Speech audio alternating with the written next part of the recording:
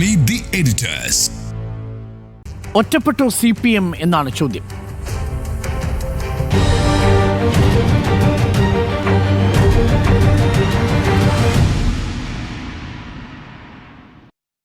ഉണ്ണിബാലകൃഷ്ണൻ ഏറ്റവും ഒടുവിൽ ഇതാ വിജിലൻസ് അന്വേഷണം പ്രഖ്യാപിച്ചിരിക്കുന്നു. പക്ഷേ നോക്കണം, ഒരാഴ്ച സമയമെടുത്തു വിജിലൻസ് അന്വേഷണത്തിന് ഉത്തരവിടാൻ.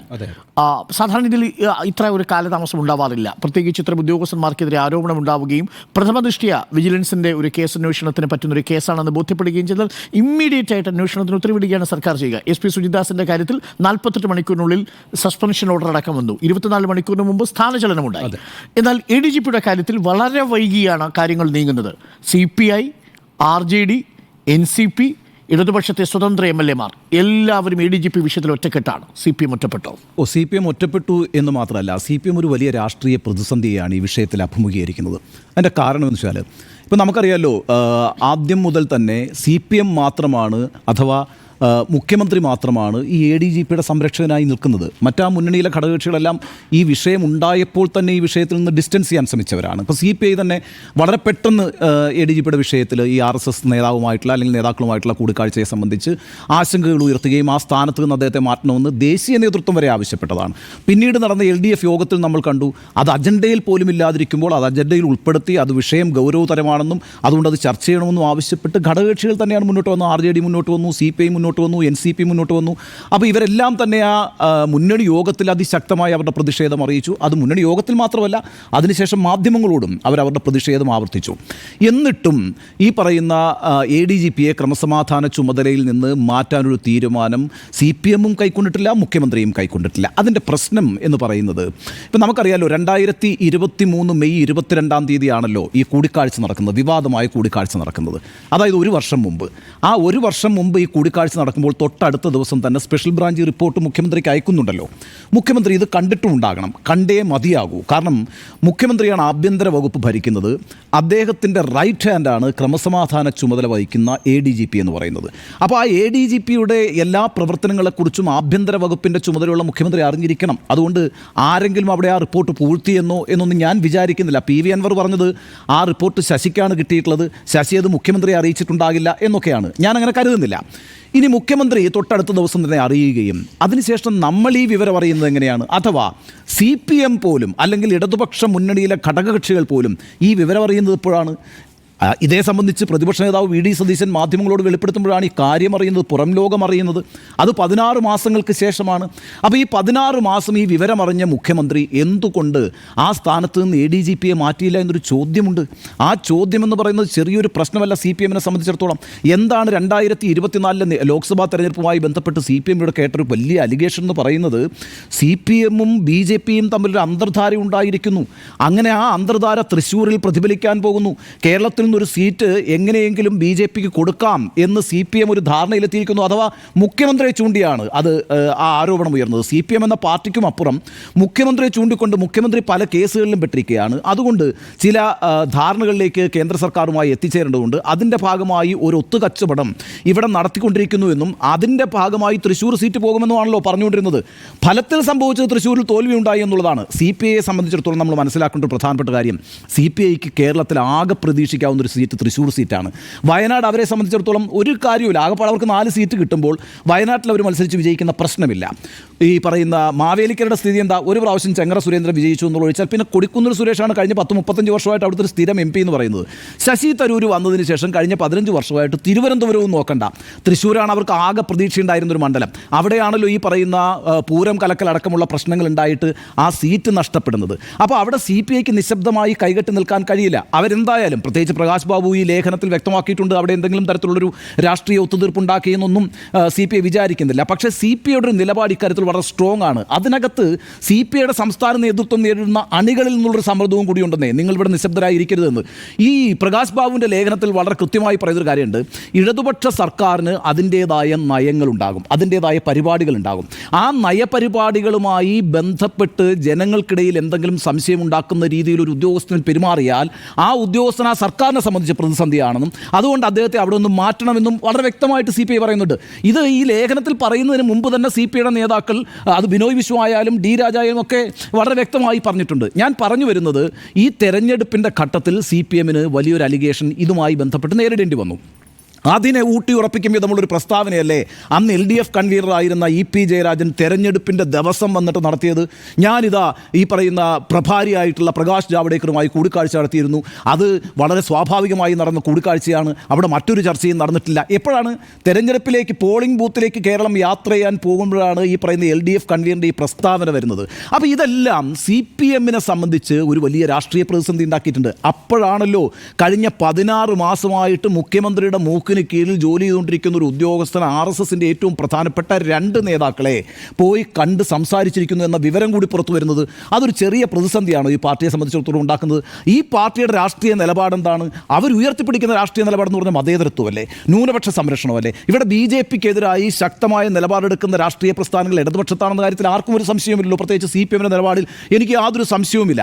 എന്നാൽ ആ രാഷ്ട്രീയ നിലപാടുമായി മുന്നോട്ട് പോകുന്ന ഒരു പ്രസ്ഥാനം, നേതൃത്വം കൊടുക്കുന്ന ഒരു സർക്കാരിലെ ഏറ്റവും പ്രധാനപ്പെട്ട ഒരു ഉദ്യോഗസ്ഥൻ ആ സർക്കാരിൻ്റെ നയങ്ങൾക്ക് വിരുദ്ധമായ ചേരിയിൽപ്പെട്ടൊരു നേതാവുമായിട്ട് കൂടിക്കാഴ്ച നടത്തുന്നു, അല്ലെങ്കിൽ ഒന്നിലധികം നേതാക്കളുമായി കൂടിക്കാഴ്ച നടത്തുന്നു എന്ന് പറയുമ്പോൾ അയാളെ പിന്നെ സുഗമമായി ആ സംവിധാനത്തിൽ തുടരാൻ അനുവദിക്കുന്നത് എന്ത് സമ്മർദ്ദത്തിൻ്റെ ഭാഗമായിട്ടാണ് എന്നൊരു ചോദ്യം CPM അഭിമുഖീകരിക്കുന്നില്ലേ? മുഖ്യമന്ത്രി പിണറായി വിജയൻ അഭിമുഖീകരിക്കുന്നില്ലേ? അപ്പോൾ ഈ 16 മാസത്തെ ഇടവേളയാണ് പ്രശ്നം. ഞാൻ പറയുന്നത്, മിനിങ്ങാന്ന് ADGP അജിത് കുമാർ പോയി ഒസബോളയെ കണ്ടു, ഇന്നലെ സ്പെഷ്യൽ ബ്രാഞ്ച് റിപ്പോർട്ട് കൊടുത്തു, നിങ്ങൾ ഇന്ന് അയാളെ പുറത്താക്കി, പ്രശ്നം കഴിഞ്ഞു. ഇവിടെ അത് പ്രശ്നമില്ല. നിങ്ങൾക്കൊന്നും വിശദീകരിക്കേണ്ട. കാരണം ഏത് വ്യക്തിക്കും ആരെയും പോയി കാണാൻ സ്വാതന്ത്ര്യമുള്ള രാജ്യത്താണ്. ഇങ്ങനൊരു കാര്യം ചെയ്തു, ഞങ്ങളുടെ നയങ്ങൾക്കെതിരാണ്, ഞങ്ങളയാളെ മാറ്റി എന്ന് പറയാം. പക്ഷേ 16 മാസം ഈ അറിവിൻ്റെ മുകളിൽ നിശബ്ദമായിരുന്നു എന്നുള്ളതിന് എങ്ങനെ മറുപടി പറയും? ഇത് നിങ്ങളൊന്ന് ശ്രദ്ധിച്ചു നോക്കിക്കേ. ആദ്യഘട്ടത്തിൽ എങ്ങനെയായിരുന്നു CPMൻ്റെ പ്രതികരണം? വളരെ രൂക്ഷമായിട്ടല്ലേ ഗോവിന്ദ മാസ്റ്റർ പ്രതികരിച്ചത്? എനിക്ക് എന്തെങ്കിലും തൃപ്തി ഉണ്ടായിട്ടാണോ ഇത് പറയുന്നതെന്നാണ് ആദ്യം പ്രതികരിച്ചത്. രണ്ടാമത്തെ പ്രതികരണം നോക്കൂ. ഈ കോവളത്തെ നായനാർ സ്മാരകത്തിൻ്റെ ഉദ്ഘാടനത്തിന് നടത്തിയ പ്രസംഗത്തിനകത്ത് വളരെ വ്യക്തമായി പറയുന്നുണ്ടല്ലോ, ഇത് വളരെ വ്യക്തിപരമായിട്ടുള്ള കാര്യമല്ലേ. എന്തുകൊണ്ടാണ് അത് ചെയ്യേണ്ടി വന്നത്? കാരണം ഈ രാഷ്ട്രീയ അപകടം ഗോവിന്ദ മാസ്റ്റർ മടക്കുന്നു. അപ്പം CPMനെ സംബന്ധിച്ചിടത്തോളം ഇതൊരു രാഷ്ട്രീയ പ്രതിസന്ധിയാണ്. ഞാൻ ഒരു കാര്യം കൂടി പറഞ്ഞ് അവസാനിപ്പിക്കാം. EP ജയരാജനെ മാറ്റിയ വാർത്താ സമ്മേളനത്തിൽ ഗോവിന്ദ മാസ്റ്റർ കൃത്യമായിട്ട് പറയുന്നുണ്ട്, ഈ പറയുന്ന EP ജയരാജന് LDF കൺവീനറായി തുടരാൻ പരിമിതികളുണ്ട്, അതുകൊണ്ട് അദ്ദേഹം ഒഴിവാകുന്നു. അപ്പോൾ ഒരു മാധ്യമപ്രവർത്തകൻ ചോദിക്കുകയാണ്, അങ്ങനെയാണെങ്കിൽ ഈ ജയരാജൻ ജാവ്ദേക്കർ കൂടിക്കാഴ്ചയുമായി ബന്ധപ്പെട്ട പ്രശ്നങ്ങളും പരിഗണിച്ചിട്ടുണ്ടോ? അതടക്കം പരിഗണിച്ചിട്ടുണ്ട് എന്ന് വളരെ വ്യക്തമായി ഗോവിന്ദ മാസ്റ്റർ പറയുന്നു. 10 ദിവസം കഴിഞ്ഞ് LDF കൺവീനർ TP രാമകൃഷ്ണൻ വാർത്താ സമ്മേളനം നടത്തിയപ്പം അത് മുഴുവനും നിഷേധിച്ചു. എങ്ങനെയാണ് നിഷേധിച്ചത്? ആ കാര്യമൊന്നും ഒരു പരിഗണനാ വിഷയമേ അല്ല. ഞങ്ങളെ സംബന്ധിച്ചിടത്തോളം അദ്ദേഹത്തിന് പ്രവർത്തിക്കാൻ കഴിയാത്തൊരു സാഹചര്യം ഉണ്ടായിരിക്കുന്നു, പല കാരണങ്ങളാൽ അതിന് പരിമിതികളുണ്ട്, അതുകൊണ്ട് അദ്ദേഹത്തെ മാറ്റിയിരിക്കുന്നു എന്നാണ് പറഞ്ഞത്. എന്തുകൊണ്ടാണ്? ഈ രാഷ്ട്രീയ അപകടം അറിയാം. അതായത് BJP നേതൃത്വവുമായി കൂടിക്കാഴ്ച നടത്തിയ ഒരു LDF കൺവീനർ അതിനകത്ത് തുടരാൻ കഴിയില്ല, അതുകൊണ്ടാണ് അദ്ദേഹത്തെ മാറ്റിയെന്ന് പറഞ്ഞാൽ CPMൻ്റെ രാഷ്ട്രീയം പിന്നെ ഇവിടെ പ്രതിസന്ധിയിലായില്ലേ? അപ്പം ഈ വിഷയം CPMനെയാണ് അലട്ടുന്നത്. അതേസമയം മറുവശത്ത് നോക്കിയുള്ളൂ, CPIക്ക് പൊസിഷൻ എടുക്കാമെന്നേ, RJDക്ക് പൊസിഷൻ എടുക്കാം, NCPക്ക് എടുക്കാം. അപ്പോൾ അതുകൊണ്ട് അവർ വളരെ സ്ട്രോങ് ആയിട്ട് ഈ നിലപാടെടുക്കും. ഒരു പ്രധാനപ്പെട്ട കാര്യം എന്ന് പറയുന്നത്, ഇന്ന് പ്രകാശ് ബാബു പറഞ്ഞൊരു കാര്യമുണ്ടല്ലോ, നമ്മളിവിടെ ഒരു രാഷ്ട്രീയ നയവുമായി ബന്ധപ്പെട്ടാണ് അധികാരത്തിലിരിക്കുന്നത്. ആ രാഷ്ട്രീയ നയമാണ് നമ്മൾ നടപ്പാക്കുന്നത്. എന്താണ് ആ രാഷ്ട്രീയ നയം? അത് ഫാസിസ്റ്റ് വിരുദ്ധമായ രാഷ്ട്രീയ നയമാണ്. ആ ഫാസിസ്റ്റ് വിരുദ്ധമായ രാഷ്ട്രീയ നയത്തിൽ നമ്മളുടെ എതിരാളി ആരാണ്? മുഖ്യ എതിരാളി RSS ആണ്. ആ RSSൻ്റെ നേതൃത്വത്തിലുള്ള ആളുകളുമായി നിങ്ങളുടെ ക്രമസമാധാന ചുമതലയുള്ള ADGP ചർച്ച നടത്തിയാൽ അതൊരു തീരാക്കളങ്കമാണ്. അത് ജനങ്ങൾക്കിടയിൽ ഈ സർക്കാരിനെ കുറിച്ചും ഇടതുപക്ഷത്തിൻ്റെ നയപരിപാടികളെക്കുറിച്ചും സംശയം തോന്നിക്കും. ആ സംശയത്തിന് ഇടവരുത്താൻ പാടില്ല എന്നുള്ളതാണ് നിലപാട്. എന്നാൽ CPMനെ സംബന്ധിച്ചിടത്തോളം തലയൂരി പോകാൻ കഴിയാത്തൊരു പ്രതിസന്ധി ഇത് ഉണ്ടാക്കിയിട്ടുണ്ട്. അത് ഈ പറയുന്ന 16 മാസം കാണിച്ച നിശബ്ദതയാണ്. അതിൻ്റെ സമ്മർദ്ദം എന്തായിരുന്നു എന്നുള്ളതാണ് അറിയാൻ കേരളം കാത്തിരിക്കുന്നത്.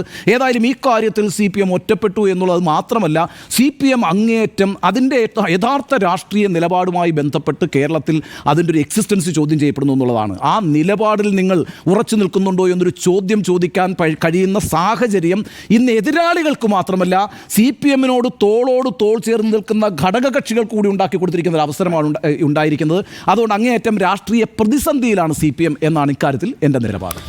ADGP വിഷയത്തിൽ ഇടതുമുന്നണിയിൽ ഒറ്റപ്പെട്ടോ CPM എന്നുള്ളതാണ് ചോദ്യം. CPM ഈ വിഷയത്തിൽ ഒറ്റപ്പെട്ടിരിക്കുന്നു എന്നതാണ് വാസ്തവം. എന്തുകൊണ്ടെന്നാൽ CPIയിലെ നിലപാട് നമ്മൾ കണ്ടു, RJDയുടെ നിലപാട് നമ്മൾ കേട്ടു, ഇടതുമുന്നണിയിലെ സ്വതന്ത്ര MLAമാരുടെ നിലപാടുകളും നമ്മൾ കണ്ടു.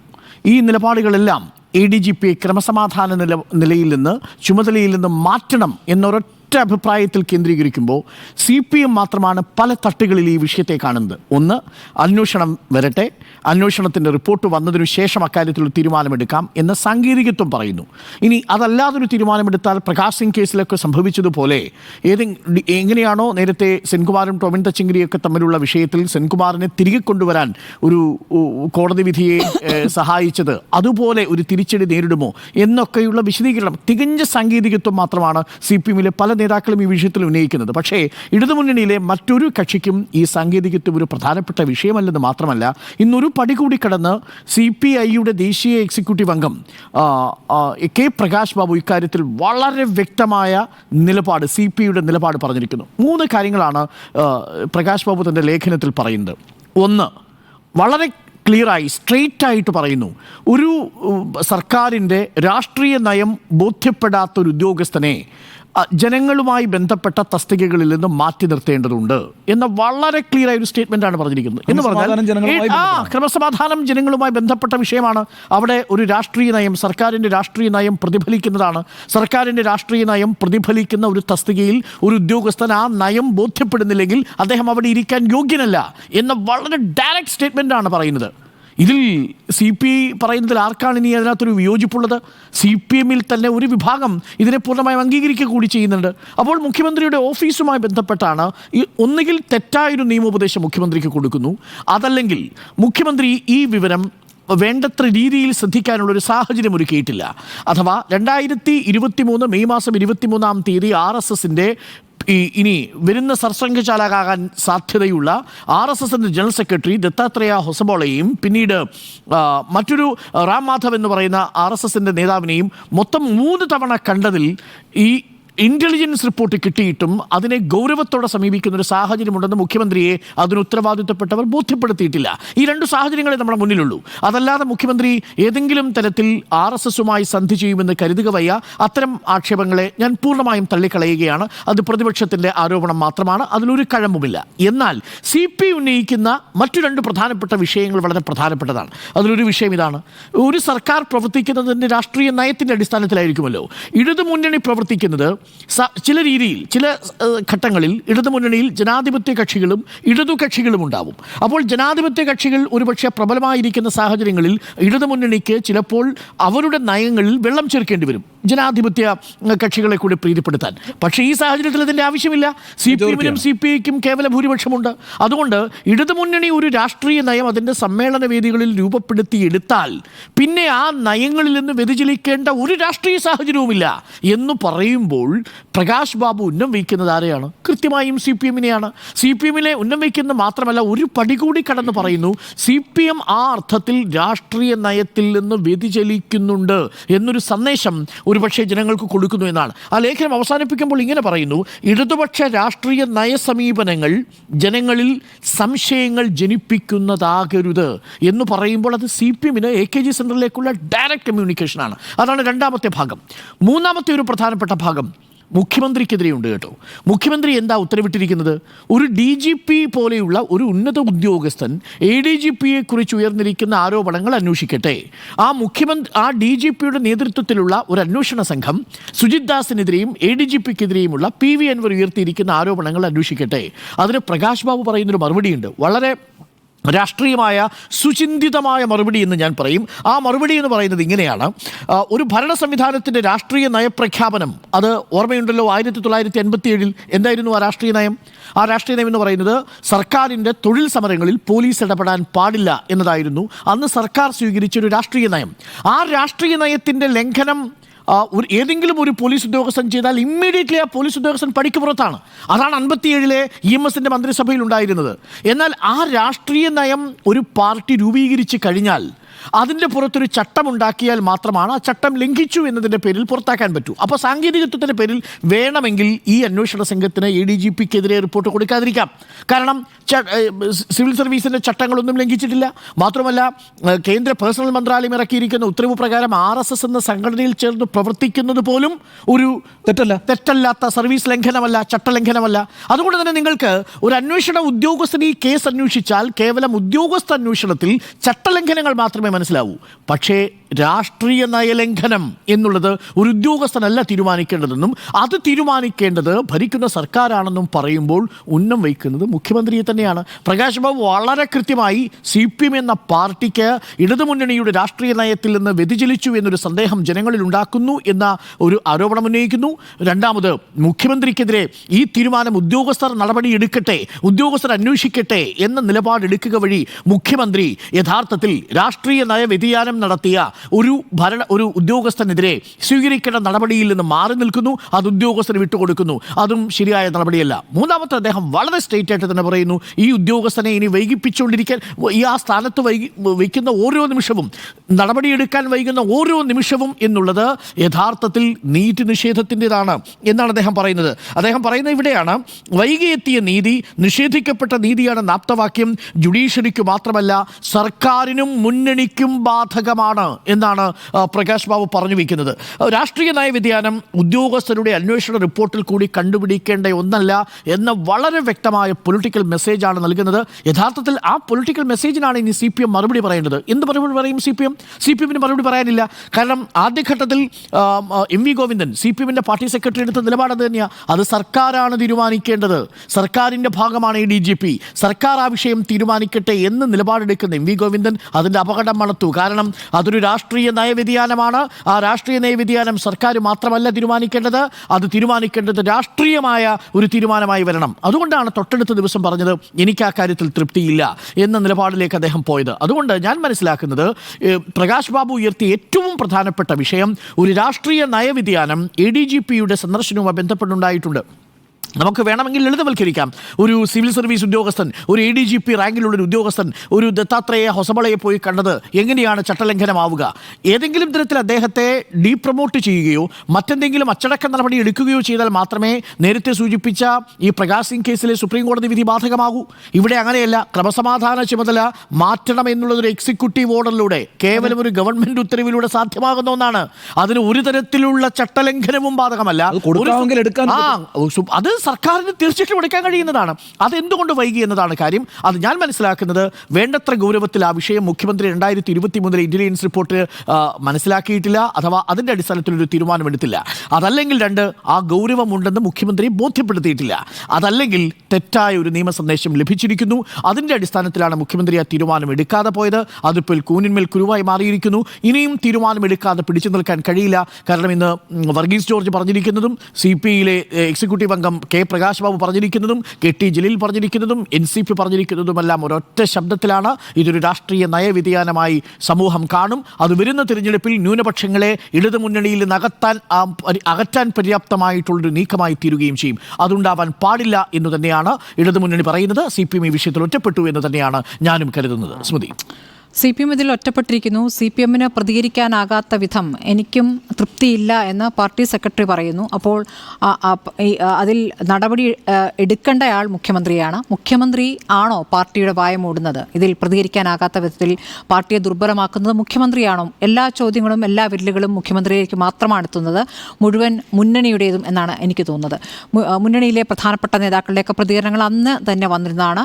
ബിനോയ് വിശ്വം അതിശക്തമായെന്ന് പ്രതികരിച്ചതാണ്. കേരളത്തിന് അറിയാൻ ഉത്കണ്ഠയുണ്ട് എന്ന് പറഞ്ഞ കാര്യമാണ്. അതിൽ ഇതുവരെ ഒരു മറുപടി നൽകാൻ തയ്യാറായില്ല. അതിനുശേഷം മുന്നണി യോഗം നടന്നു. മുന്നണി യോഗത്തിൽ പറഞ്ഞ കാര്യങ്ങൾ RJD നേതാവ് പുറത്ത് പറയുകയും ചെയ്തു. ഇതൊക്കെ നമ്മൾ കണ്ടതാണ്. പക്ഷേ അതിനുശേഷവും എന്താണ് സമീപനമെടുത്തത്? ഇനി പോട്ടെ, ഈ RSS എന്ന വിഷയം മാറ്റി നിർത്തൂ. അതല്ലാതെ തന്നെ എത്ര ആരോപണങ്ങളാണ്. ഇത് ഒരു പ്രതിപക്ഷം കൊണ്ടുവന്ന ആരോപണമല്ലല്ലോ. ഇത് PV അൻവർ എന്ന MLA, ഭരണപക്ഷ MLA കൊണ്ടുവരുന്ന ആരോപണങ്ങൾ. അദ്ദേഹം പറഞ്ഞത് ADGP തെറിച്ചു കഴിഞ്ഞാൽ കൂടുതൽ പരാതികൾ പുറത്തു വരും, നീക്കങ്ങൾ ഇന്റലിജൻസ് നിരീക്ഷിക്കണമെന്നാണ് ആദ്യത്തെ വാർത്താ സമ്മേളനത്തിൽ അദ്ദേഹം പറഞ്ഞിരുന്നത്. അദ്ദേഹം പറഞ്ഞതിൽ ഏറ്റവും പ്രധാനപ്പെട്ട മറ്റൊരു ആരോപണം ഭരണ പ്രതിപക്ഷ നേതാക്കളുടെ ഫോൺ ചോർത്തുന്നു ഈ ADGP എന്നുള്ളതാണ്. അങ്ങനെ ഒരു ആരോപണം വന്നു കഴിയുമ്പോൾ ഗവർണറും അതിന്മേൽ അന്വേഷണം ആവശ്യപ്പെട്ടിട്ടുള്ള ഒരു സ്ഥിതിയുണ്ട്. അതിൽ പ്രതിപക്ഷം അതിശക്തമായി പ്രതികരിച്ചു. രാഷ്ട്രീയം മാറ്റി നിർത്തിയാൽ ഇത്രയും ഗുരുതര ആരോപണങ്ങൾ ഒരു ഉദ്യോഗസ്ഥനെതിരെ ഉയർന്നു കഴിഞ്ഞാൽ സ്വാഭാവികമായും ആ സ്ഥാനത്ത് നിന്ന് മാറ്റിക്കൊണ്ടുള്ള അന്വേഷണത്തിലേക്ക് പോവുകയും, സസ്പെൻഷൻ ഒന്നുമല്ല ഞാൻ പറയുന്നത്, ആ സ്ഥാനത്ത് നിന്ന് മാറ്റും. ക്രമസമാധാനത്തിൻ്റെ ചുമതലയിലാണല്ലോ ഇപ്പോൾ ഉള്ളത്. ആ സ്ഥാനത്ത് നിന്നെങ്കിലും മാറ്റും, അതുപോലും ഉണ്ടായിട്ടില്ല. അപ്പോഴാണ് RSSുമായി ബന്ധപ്പെട്ട കൂടിക്കാഴ്ചകളുടെ കൂടുതൽ വിവരങ്ങൾ പുറത്തു വരുന്നത്. ഇത്രയും വിവരങ്ങൾ പുറത്തു വന്നിട്ടും അതിനുശേഷം നമ്മൾ കണ്ടത് മുഖ്യമന്ത്രി അതിശക്തമായി പ്രതികരിക്കുന്നത് കണ്ടത് ഒരു പാർട്ടി പരിപാടിയിൽ ആർക്കാണ് RSSുമായി ബന്ധമെന്നുള്ള അദ്ദേഹത്തിൻ്റെ പ്രസംഗമാണ്.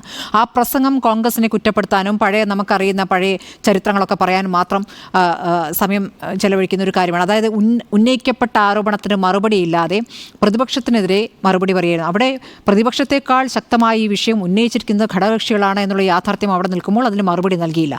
ഇന്നിപ്പോൾ LDF കൺവീനർ പറയുന്നുണ്ടല്ലോ, എന്തിന് കണ്ടു എന്നുള്ളതാണ് പ്രധാനപ്പെട്ട ചോദ്യം എന്നുള്ളത്.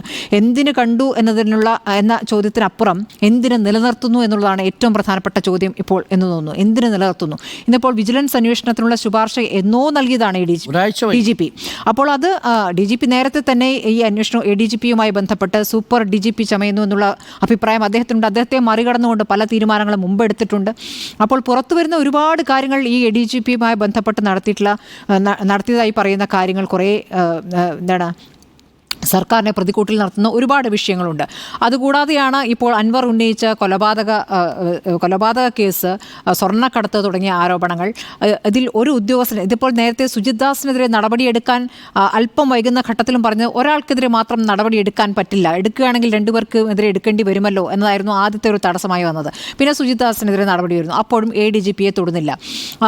ADGP ഇപ്പോൾ DGPക്ക് മുൻപാകെ എത്തി അവിടെ വിശദമായ മണിക്കൂറുകൾ നീണ്ട ചോദ്യം ചെയ്യൽ എന്ന് തന്നെ പറയണമല്ലോ, മൊഴിയല്ലല്ലോ, ചോദ്യം ചെയ്യൽ തന്നെയാണല്ലോ. DGP ADGPയെ ചോദ്യം ചെയ്യുന്നു. ആരെ ചോദ്യം ചെയ്യുന്നു? ക്രമസമാധാന ചുമതലയുള്ള ADGPയെ. എനിക്ക് തോന്നുന്നത് നടാടെയാണ് ഈ കേരളത്തിൽ ഇങ്ങനെ ഒരു സംവിധാനം, അല്ലേ? ഒരു ഇത്രയും പ്രധാനപ്പെട്ട ചുമതല വഹിച്ചുകൊണ്ട് 2 പ്രധാനപ്പെട്ട അന്വേഷണങ്ങൾ നേരിടുകയാണ് ആ ഉദ്യോഗസ്ഥൻ. ഒരു വശത്ത് DGPയുടെ നേതൃത്വത്തിലുള്ള പ്രത്യേക അന്വേഷണ സംഘം അന്വേഷിക്കുന്നു, ഇപ്പോഴത്തെ വിജിലൻസും അന്വേഷണത്തിലേക്ക് കടക്കുന്നു. ഇതാണ് ഇപ്പോൾ നടക്കാൻ പോകുന്നത്. അപ്പോൾ എന്തിനാണ് കണ്ടത്? ആ കണ്ടത് ADGPക്ക് വേണ്ടി മാത്രമല്ല എന്ന സംശയം ഒന്നുകൂടി ബലവത്താക്കുന്ന രീതിയിലാണ് ഈ ഒരു അദ്ദേഹത്തിനുള്ള പ്രൊട്ടക്ഷൻ ഇങ്ങനെ തുടർന്നുകൊണ്ടിരിക്കുന്നത്.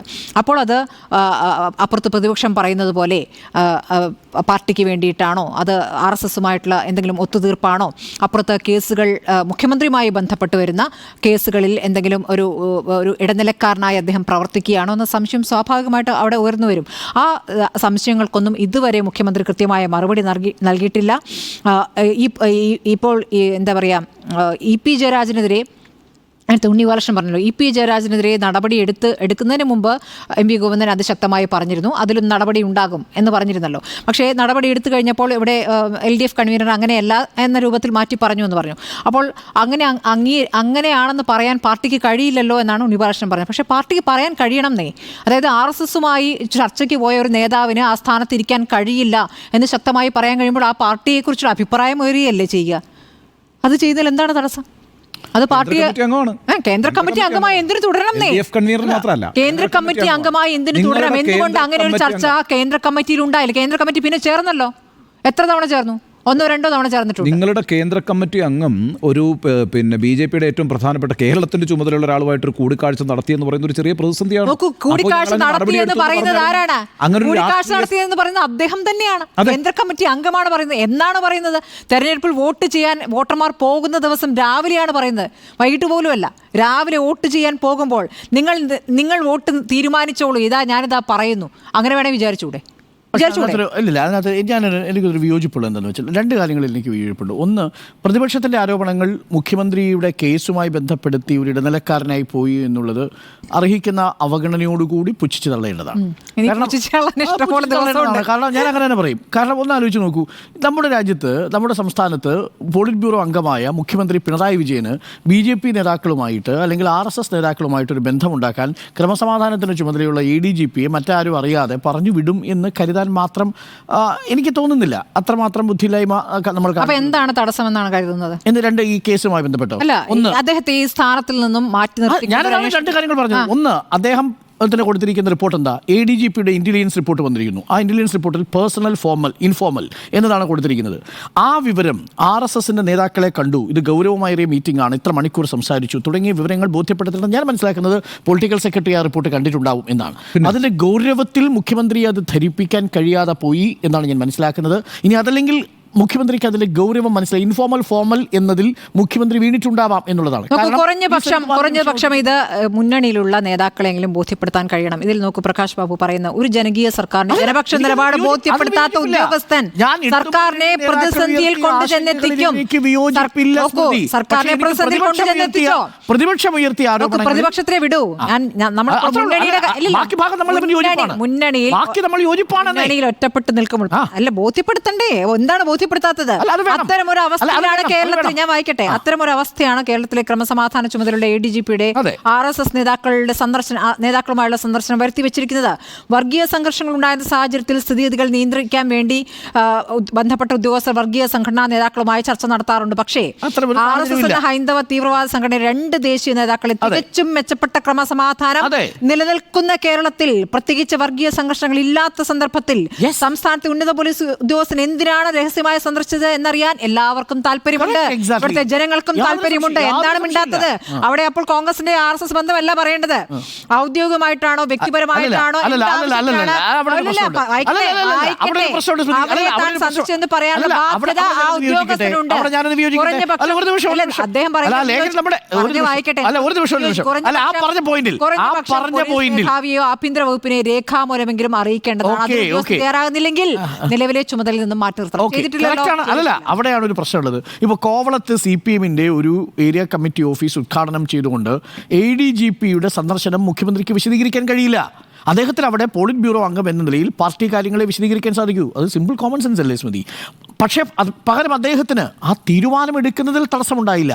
അവിടെയാണ് ഈ ഉമ്മൻചാണ്ടി പറഞ്ഞൊരു കാര്യമുണ്ട്, സത്യസന്ധനായാൽ മാത്രം പോരാ, സത്യസന്ധനാണ് എന്ന് നാട്ടുകാരെ ബോധ്യപ്പെടുത്തേണ്ട ഒരു ചുമതല കൂടിയുണ്ട് എന്നുള്ളത് ഒരു ഭരണകർത്താവിനെ സംബന്ധിച്ച് പ്രധാനപ്പെട്ട വിഷയമാണ്. പ്രത്യേകിച്ച് ഇടതു മുന്നണിയിലിരിക്കുമ്പോൾ ഒരു ഹൈന്ദവ തീവ്ര ആശയം പ്രചരിപ്പിക്കുന്ന ഒരു സംഘടനയുമായി ഏതൊരു ഉദ്യോഗസ്ഥൻ കൂടിക്കാഴ്ച നടത്തിയാലും അത് സംശയദൃഷ്ടിയെ ഇടതുപക്ഷ മുന്നണിയിലെ തന്നെ നേതാക്കൾ ചോദ്യം ചെയ്യുമ്പോൾ അത് ബോധ്യപ്പെടുത്താൻ ഉത്തരവാദിത്വം മുഖ്യമന്ത്രിക്കുണ്ട്. അതിൽ എനിക്ക് വിയോജിപ്പൊന്നുമില്ല. സ്മൃതിയുടെ അതേ പോയിന്റാ. പക്ഷെ ഞാൻ തള്ളിക്കളയുന്ന തടസ്സം അതെ, അതാണ് വിശദീകരിക്കേണ്ടത്. അതാണ് അല്ല, ഇപ്പോൾ ഡോക്ടർ അരുൺ പറയുന്നല്ലോ, ആ തടസ്സം എന്ന് പറയുന്ന ഇപ്പോൾ സംശയിക്കപ്പെടുന്ന കാര്യം ഒരിക്കലും അത് സംഭവിക്കില്ല എന്ന് പറയുന്നല്ലോ. ഒരിക്കലും സംഭവിക്കില്ല അല്ല, RSSമായി മുഖ്യമന്ത്രിക്ക് വേണ്ടിയാണ് അത് ഉറപ്പാണ്. അതിന്റെ കാരണം ഞാൻ പറയാം, അതിപ്പോ പ്രതിപക്ഷം പോലും ഉന്നയിക്കുന്നില്ല എന്നാണ് ഞാൻ മനസ്സിലാക്കുന്നത്. ഒന്ന്, ഈ 2023 ഇത് കാണാൻ പോകുന്ന സമയത്ത് അതല്ല, അങ്ങനെയാണെങ്കിൽ അബദ്ധമുണ്ട്. കാര്യം എന്താ, ഈ ADGP മുഖ്യമന്ത്രിക്ക് വേണ്ടിയിട്ട് കാണാൻ പോയാൽ 2 വിഷയങ്ങളാണല്ലോ ഉള്ളത്. ഒന്ന് CMRL വിഷയം, മറ്റൊന്ന് കരുവന്നൂർ വിഷയം. ഈ 2 വിഷയവും ആ സമയത്ത് ചർച്ചയിലില്ലെന്നേ. ഉണ്ടാവാത്തൊരു വിഷയം ഭാവിയിൽ ഉണ്ടാകുമെന്ന് കരുതി ADGP പോയി കൂടിക്കാഴ്ച നടത്തിയെന്ന് പറഞ്ഞാൽ എങ്ങനെ നമുക്ക് വിശ്വസിക്കാൻ പറ്റുക? ഒന്ന്. 2, എന്താണ് RSSന്റെ ഒരു നേതാവ് ലാവ്ലിൻ കേസ് ഏർപ്പാട് ചെയ്യുന്ന RSSകാർ പോലും അത് വിശ്വസിക്കില്ല. RSS അങ്ങനെ ഒരു സംഘടനയുമല്ല എന്ന് തന്നെയാണ് എന്റെ വിശ്വാസം. ഏതെങ്കിലും തരത്തിൽ തൃശ്ശൂരിലെ പരാജയം എങ്ങനെയാ? അതിന്ന് പ്രകാശ് ബാബു തന്നെ പറയുന്നു, രണ്ടുമായിട്ട് കൂട്ടിക്കെട്ടരുത്. നിങ്ങളൊന്ന് ആലോചിച്ചു, 2023 മെയ് മാസം 23-ാം തീയതി കാണുന്ന കൂടിക്കാഴ്ചയാണ് 2024 പൂരം കലക്കാൻ. അത് കോമൺ സെൻസ് ഒരു സാധാരണ ബോധമുള്ളവരെ വിശ്വസിക്കില്ലല്ലോ സ്മൃതി. അതാണ് ഞാൻ പറഞ്ഞത്, പ്രതിപക്ഷത്തിന്റെ ആരോപണങ്ങൾ യുക്തിഭദ്രമല്ല, അതുകൊണ്ടാണ് അത് തള്ളിക്കളയണം എന്ന് പറഞ്ഞത്. എന്നാൽ അതേസമയം പ്രകാശ് ബാബു ഉയർത്തിയ ഇടതുമുന്നണിയിലെ നേതാക്കളും കക്ഷികളും ഉയർത്തിയിരിക്കുന്ന ആരോപണങ്ങൾക്ക് മുഖ്യമന്ത്രി മറുപടി പറയണം. അതാണ് നമ്മൾ വരും ദിവസങ്ങൾ കാണാൻ പോകുന്നത്. ഞാൻ വിശ്വസിക്കുന്നത് അദ്ദേഹത്തെ മാറ്റാൻ സാധ്യതയുണ്ട് എന്നാണ് ഉണ്ണി ബാലകൃഷ്ണൻ. നമ്മൾ തന്നെ എത്ര പ്രാവശ്യം മാറ്റാൻ സാധ്യത വരും ദിവസങ്ങളിൽ മാറ്റിയേക്കുമെന്നുള്ള ചർച്ച നമ്മൾ തന്നെ മാറ്റാതിരിക്കാൻ കഴിയില്ല. ഈ അന്വേഷണ റിപ്പോർട്ട് വന്നതിന് ശേഷം മാറ്റപ്പെടും എന്ന് തന്നെയാണ് ഞാൻ വിചാരിക്കുന്നത്. മാത്രമല്ല, ഈ അന്വേഷണ റിപ്പോർട്ടിലെ ഈ DGPയുടെ അന്വേഷണ റിപ്പോർട്ട് വന്നാൽ പിന്നെ ഇതിനകത്ത് ഏതെങ്കിലും, അതാണ് ഞാൻ ആവർത്തിച്ച് പറഞ്ഞുകൊണ്ടിരിക്കുന്നത്, ഏതെങ്കിലും ഒരു കുറ്റം ശരിയാണെന്ന് കണ്ടെത്തിയിട്ടുണ്ടെങ്കിൽ പിന്നെ ഈ പറയുന്ന ക്രമസമാധാന ചുമതലയിൽ നിന്ന് മാറ്റുന്ന പ്രശ്നം മാത്രമല്ല, ക്രിമിനൽ നടപടികൾ നേരിടേണ്ടി വരും. അപ്പം അങ്ങനെ എല്ലാ കേസുകളും ആ രൂപത്തിൽ ഇപ്പോൾ അന്വേഷിച്ച് പെട്ടെന്ന് റിപ്പോർട്ട് കൊടുക്കാൻ പറ്റുമോ? 1 മാസം എടുക്കും എന്നാണ് പറഞ്ഞിരിക്കുന്നത്. പക്ഷേ അതിന് മുമ്പ് തന്നെ തീരുമാനം ഉണ്ടാവും എന്നാണ് ഞാൻ മനസ്സിലാക്കുന്നത്. വിജിലൻസ് അന്വേഷണമൊക്കെ അതിൻ്റെ ഒരു തുടക്കമാണ്. ഒരു പക്ഷേ വിജിലൻസ് അന്വേഷണം ക്രമസമാധാന ചുമതലയിൽ നിന്നുകൊണ്ട് ADGP നേരിടുന്നതിൽ ഭംഗിയുണ്ട്. അതും ഒരു പക്ഷേ അദ്ദേഹം ലീവ് പോലും ക്യാൻസൽ ചെയ്ത് നിന്നു. അതെ അല്ലേ? അതൊക്കെ ഒരു തരം വെല്ലുവിളിയുടെ സ്വഭാവം ഉണ്ടെന്ന് എനിക്ക് തോന്നുന്നു. എനിക്ക് തോന്നുന്നു അത് അന്വേഷണത്തിൽ മൊഴി കൊടുക്കണം എന്ന് ആവശ്യപ്പെട്ടത് ആ സമയത്താണ് മൊഴിയെടുക്കാൻ ആവശ്യപ്പെട്ടിരിക്കുന്നത്. DGP അറിയിച്ചിട്ടുണ്ടാവാം ഒരുപക്ഷെ. എന്തായാലും ഒറ്റപ്പെട്ടോ CPM എന്നുള്ളതായിരുന്നു ചോദ്യം. 3 പേരുടെയും അഭിപ്രായം CPM ഒറ്റപ്പെട്ടിട്ടുണ്ട്, ഇടതുമുന്നണിയിൽ നിന്ന് തന്നെയാണ്.